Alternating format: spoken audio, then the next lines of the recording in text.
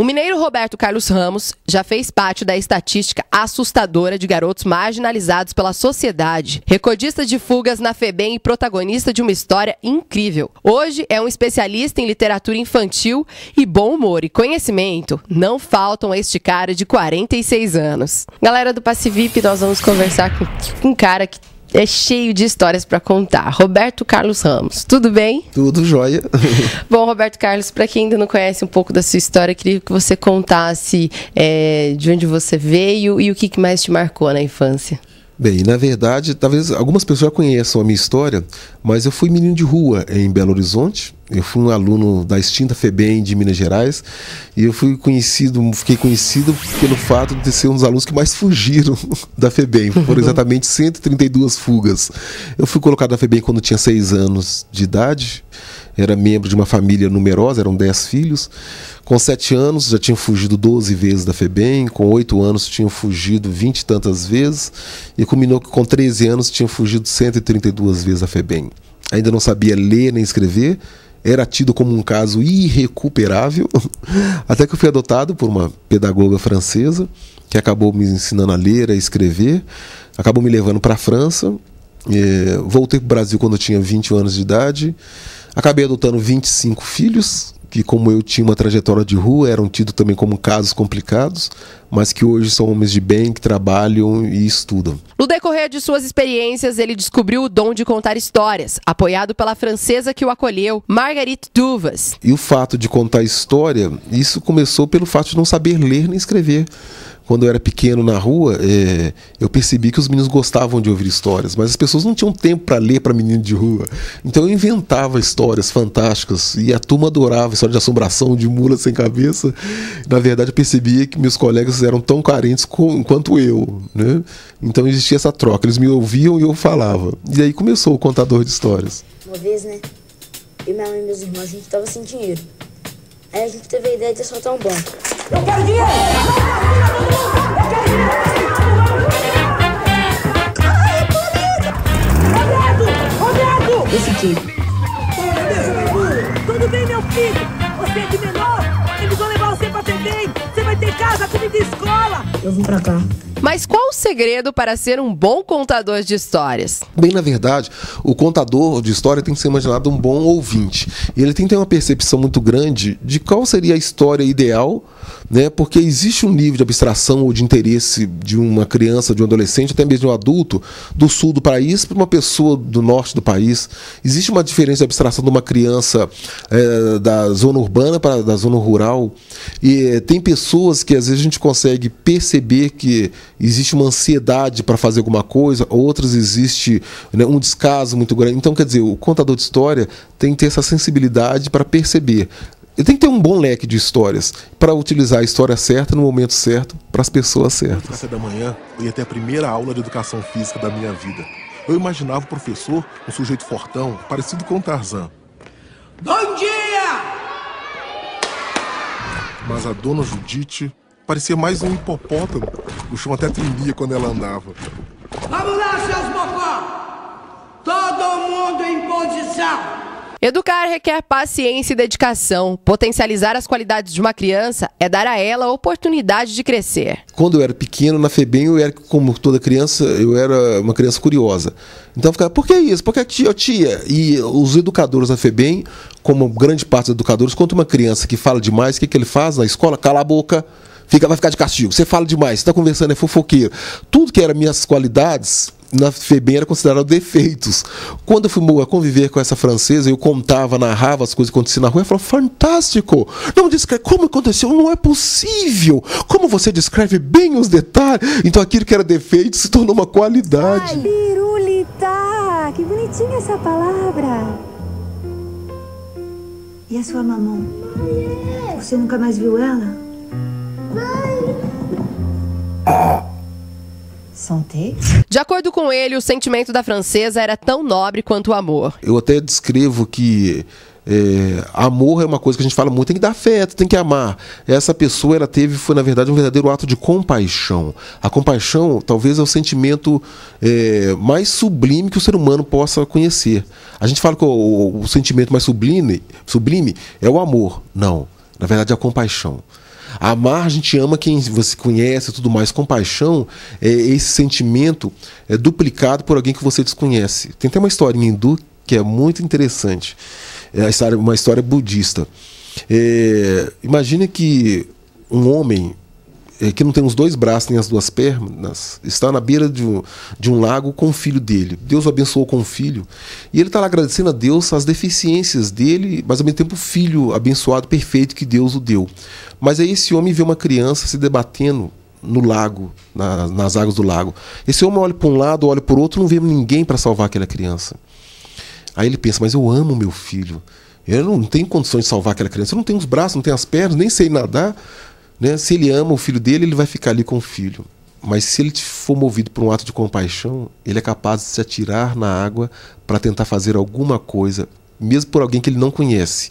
E mesmo sabendo que, pelo fato de não ter os braços nem as pernas, ele não vai conseguir pegar aquela criança. E talvez pior, pelo fato de não ter os braços nem as pernas, ele não vai conseguir nadar e pode morrer. Mas a compaixão faz com que ele se atire na água e tente fazer alguma coisa pelo próximo dele. Olha pra mim, no meu olho. Isso. Ai, eu morro de medo dessa história, Marguerite. E se te acontece alguma coisa? Você não tem direito de invadir minha casa! Mas o que é mais importante que ouro e mágica hoje em dia? É a história. Acha que ela vai te adotar? Eles vão me pegar. E a madame vai ter que voltar pra França? Vai logo, Ale! Puta que na merda! Você falou que quando você era menor, você até chamava mais atenção. Mas entrando nessa questão na adolescência, aos 12 anos, você começou a fazer parte do grupo de Invisíveis, que até assim eu costumo chamar. Tem um documentário do Zé Padilha que é assim que ele retrata os meninos que vivem à margem, que acabam até resistindo a essa questão da criminalidade, fazendo arte na rua, mas são ignorados. Como que era para você lidar com isso? Bem, na verdade, são passagens terríveis da vida da gente, que eu falei essa sensação de não existir, de não pertencer a grupo nenhum. É terrível você andar pela rua e as pessoas não enxergarem você. Você bater na janela de um carro, as pessoas fecharem a janela como se você não existisse. A pior coisa que pode existir com o ser humano é o desprezo. É você não dar a atenção. Ainda hoje à tarde, o Fernando, uma das pessoas que trabalham na entidade Mãos Estendidas, ele me contou uma história que é fantástica.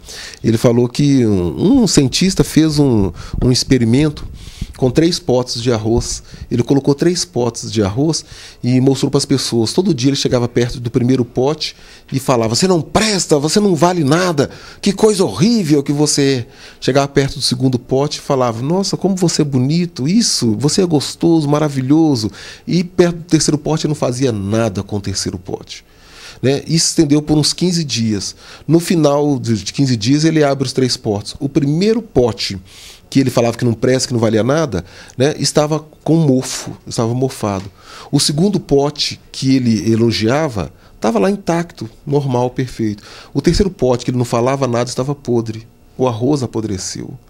Entendeu? Então a pior coisa que a gente pode fazer com qualquer coisa, principalmente com o ser humano, é desprezar, fazer de conta que ele não existe. Você teve em seu caminho uma francesa, que te chamava de Roberto. Exatamente. Era assim no filme. E você teve uma oportunidade. Você acha que essas pessoas que vivem à margem, elas também são responsáveis por fazerem as suas próprias oportunidades de poder enxergar? Porque você resistiu à francesa também, de acordo com o filme. Exatamente. Eu acho que muito mais que oportunizar hoje é ensinar para as pessoas a perceber a oportunidade. Um exemplo muito claro. Nós percebemos aqui no Brasil hoje que as pessoas... existe todo um pacto contra a fome, contra a violência infantil, aquela coisa toda. Tem leis que proíbem maus tratos, mas as pessoas não conseguem assimilar adequadamente.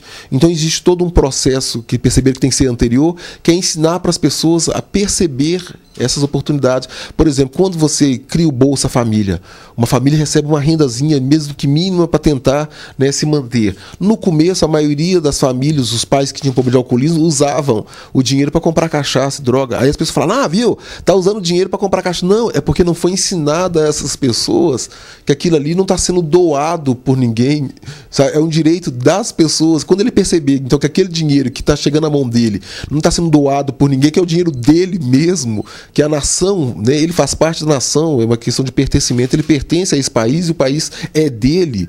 Ele vai perceber, então, que não tem sentido ele gastar aquele dinheiro que é dele com cachaça, né? Que aquilo é dele. Então, que nós temos que ensinar para as pessoas a perceber, antes de mais nada, a oportunidade. Aí depois, adequadamente, oportunizar. Arrumar um culpado pelas disparidades da sociedade não é tão eficaz quanto tomar uma atitude. Eu acho que cada um pode fazer a sua maneira. Aqui no Brasil nós temos uma coisa, aliás, acho que toda a sociedade tem aquela coisa que as pessoas falam, quando eu tiver condições, eu vou até fazer um projeto, quando eu tiver dinheiro, né? Se Deus me permitir ganhar na loteria, eu acho que eu vou adotar sempre depois, quando tiver condições, entendeu?